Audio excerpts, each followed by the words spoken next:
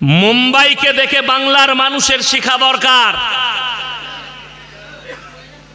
বাংলার রাজনীতিবিদরা মনে মনে করছে এই আলেমরা শুয়ে আছে, এরা কিছুই জানে না। বিজেপির একটা নেত্রী, তার নাম হচ্ছে নাজিয়া ইলাহি খান, কোর্টের উকিল মেয়েটা। এই হারামের আওলাদ, এর খোঁজলেন, এর জন্ম ইয়ার নসলের গোলমাল আছে। ये একটা বক্তব্যে বলেছে মুসলমান अगर कोई दुकान खोलेंगे तो मोहम्मद सुअर नाम रखो, नाउजबिल्लाह বলেন। গোটা আলেম সমাজ দেখছে, পশ্চিম বাংলার মানুষ দেখছে এই ভিডিও, খামোশ বসে আছে। মুম্বাইকে দেখে, মুম্বাইয়ের মুসলমানকে, মহারাষ্ট্রের মুসলমানকে দেখে শিক্ষা নেওয়া দরকার। গতকাল থেকে মুম্বাইকে অচল করে দিয়েছে। কয়েক লাখ মুসলমান রাস্তার উপরে, একজন বিজেপির সাংসদ মুম্বাইয়ে আর একজন সাধু আল্লাহর রসুলের বিরুদ্ধে গুস্তাখি করেছে।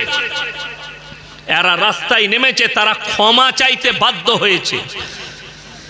नजिया इलाही खान, कान खुलकर सुन लो, अगर तुम सोचती हो कि बंगाल के मुसलमान सोया हुआ है, मैं कुछ भी बोल दूंगी, ये लोग सोया हुआ है, तो ये समझ लेना जंगल में जब खामोशी आती है और कोई सोचता है कि शेर सो गया, तो समझ लेना शेर अगला कदम ले रहा है।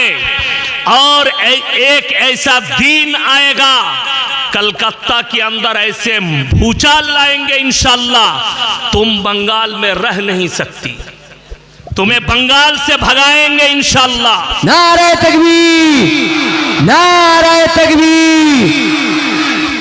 এই মেয়েটা প্রতিনিয়ত আল্লাহর রসুল আর মুসলমানের সম্পর্কে খারাপ মন্তব্য করছে। কিছুদিন আগে আমি আমাদের একটা সংসদের বিরুদ্ধে বলেছিলাম, কলকাতার একটা হাইকোর্টের উকিল মুসলমানদের, সে দেখছি আমাকে নিয়ে ভিডিও বানিয়েছে। একে জেলে ভরা দরকার, এখনো সরকার বাইরে রেখেছে। তো আমি তার পরিবারকে বলবো, কলকাতায় ভালো যদি কোনো ব্রেনের ডাক্তার থাকে একে দেখাও, আর যদি না থাকে আমার বর্ধমানে ওম প্রকাশ ওপি সিং এখন সব থেকে বড় ব্রেনের ডাক্তার, তো ওই উকিলকে নিয়ে বর্ধমানে পাঠাও, আমি খরচা করে দেখিয়ে দেব, নাহলে পরবর্তীতে এই হারামখোর গু খেতে পারে। আমি বুঝতে পারলাম যে নিশ্চয়ই গোবরখোর আর মুতখোর হবে।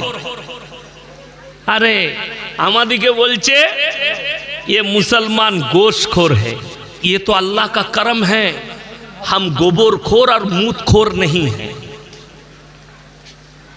নাজিয়া ইলাহি খান, তুমি যে ভাষাগুলো ইউজ করছো সাবধান করছি। আর আমি রাজ্য সরকারকে বলবো, আপনারা মনে করেন না এই বিজেপি নেত্রী মাথায় তিলক লাগিয়ে মুসলমানের নাম নিয়েছে, নাম রেখেছে মুসলমান, আর ইসলামের বিরুদ্ধে আর রসুলের বিরুদ্ধে বলবে, আর মুসলমান চুপ করে বসে থাকবে। যেদিনে আমরা কলকাতায় নামবো, যেদিনে এই মৌলবি শওকতের বেটা যেদিনে আওয়াজ তুলবে আর কলকাতায় দাঁড়াবো, সরকারকে পর্যন্ত কাঁপিয়ে দেবো, তাকে 2 ঘন্টার মধ্যে দেশ ছাড়া করবো ইনশাল্লাহ। কি করে ভাবতে পারে গুস্তাকে রসুল मोहम्मद सुअर। अरे हरामेर औलाद, नाजिया इलाही खान, तुम हराम की औलाद हो। अगर हिम्मत है तो तुम मीडिया वालों को बोलो हमारे सामने बैठने के लिए, हम प्रूफ कर देंगे कि तू हराम की औलाद है।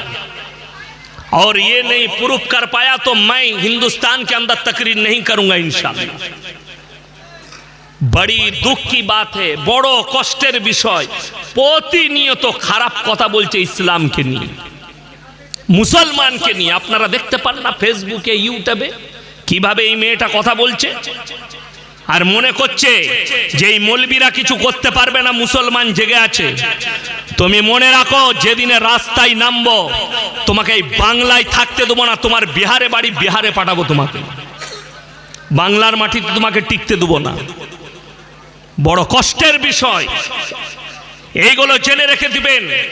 নাজিয়া ইলাহি খানকে বলবো, আরে হারামের আওলাদ, ইসলাম রসুল যদি খারাপ হতো, ইসলাম যদি এতই খারাপ, তাকিয়ে দেখ পৃথিবীর শ্রেষ্ঠ ব্রেক ড্যান্সার মাইকেল জ্যাকসন কি দেখে ইসলাম কবুল করলো? জোরে বলুন সুবহানাল্লাহ। পৃথিবীর শ্রেষ্ঠ বক্সিং ফাইটার মাহমুদ আলী আল্লাহর রসুলের আখলাক দেখে ইসলাম কবুল করেছে। মোহাম্মদ ইউসুফ ইউহানা, আজকে ইউসুফ ইউহানা থেকে মোহাম্মদ ইউসুফ হয়ে গেল, ক্রিকেটার ইসলাম কবুল করেছে। এদের আখলাক আর চরিত্রকে জিজ্ঞেস করো, এরা কি দেখে ইসলাম কবুল করেছে। আমি বলে যাচ্ছি, একটা মৌলবীর মুখ থেকে শুনিয়ে দেন কেউ রামের বিরুদ্ধে কোনো খারাপ কথা বলেছে? বলেছে আজ পর্যন্ত? বলেনি। একটা প্রুফ দেখাও, আর আমি মুসলমানকে নিষেধ করে যাব, কারো ধর্মকে গালি দিও না, এটা রাসূল সাল্লাল্লাহু আলাইহি সাল্লামের হাদিস। কারো দেবদেবীকে গালি দিও না, কারো ধর্মকে গালি দিও না, সে তোমার আল্লাহকে গালি দিবে। আর এই হারামখোরের আওলাদরা 24 ঘন্টা ইসলামের বিরুদ্ধে গালি দিচ্ছে। তবে একটা কথা বলে দিই, যে জিনিসের চর্চা বেশি সেই জিনিসের দাম বেশি। জোরে বলুন সুবহানাল্লাহ। পৃথিবীতে এখন সব থেকে বেশি চর্চা কার? কার? দাড়ি, টুপি, ইসলাম, হাদিস, কোরআন, মাদ্রাসা, মসজিদের। আসামের মুখ্যমন্ত্রী হিমন্ত বিশ্ব শর্মাজি একটা ভিডিও স্কিপ দেখলাম, তিনি বলছেন ইসলাম খতম হো জানি চাইয়ে, इस्लाम करुणा की तरह खत्म हो जानी चाहिए। अरे मेरे दोस्त, तुम एक मिनिस्टर हो, तुम्हें सोच समझकर बात कहनी चाहिए। तुम तो बड़ी दूर की बात, तुम जरा इतिहास उठाकर देख लो, फिरौन आया था मूसा को मिटाने, खुद मिट गया। जरा उठाकर देख लो, नमरूद आया था इब्राहिम को जलाने, खुद खत्म हो गया। अल्लाह की कसम, আল্লাহ রসুল আল্লাহর হাবিব সাল্লাল্লাহু আলাইহি সাল্লাম কাবা ঘরে কোরআন পড়ছেন। কোথায় বললাম? কাবা ঘরে। আজকে তো পৃথিবীতে 250 কোটি মুসলমান, তখন মুষ্টি কত 20টা 30টা 40টা মুসলমান মক্কায়। আল্লাহর হাবিব কোরআন পড়ছেন কাবা ঘরে। বেঈমান কাফেররা বাইরে তবলিগ শুরু করেছে কিসের? ওয়াকালাল্লাযীনা কাফারু লা তাসমাউ লিহাযাল কুরআন ওয়ালগাউ ফীহি লাআল্লাকুম তাগলিবুন।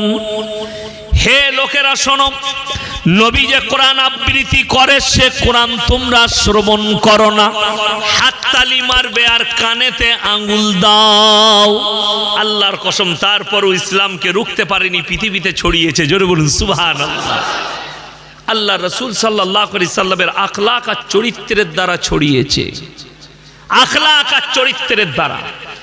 একটা মুসলমান নাজিয়া ইলাহি খানের মতো হারামের আওলাদকে বলছি, তুমি হিন্দুস্তানে একটা প্রমাণ দাও কোন মুসলমান নারায়ে তাকবীর আল্লাহু আকবার বলে মন্দিরের উপরে ঝান্ডা টাঙিয়েছে ইসলামের? একটা পাবে না। আরে নজির লাও, বাংলাদেশে মাদ্রাসা তালবে ইলমরা মন্দির পাহারা দিয়েছে। জোরে বলুন সুবহানাল্লাহ, যাতে এদের কোনো ক্ষতি না হয়। আরে উলামারা আর মাদ্রাসা তালবে ইলমরা হিন্দু ভাইদের ঘর পাহারা দিয়েছে, কেউ আক্রমণ করবে না। বড় কষ্ট লাগে। আরে মুসলমানকে তোমরা গালি দাও, ভেবে দেখো। मैं तो कहता हूं, अरे अंधभक्तों कहां चले गए तुम लोग? तिरुपति मंदिर में जो लड्डू बटा जाता है, लैब के अंदर पकड़ा गया, उसके अंदर गाय का चर्बी लगाया गया, सुअर का चर्बी लगाया गया, मछली का तेल इस्तेमाल किया गया उस घी के अंदर।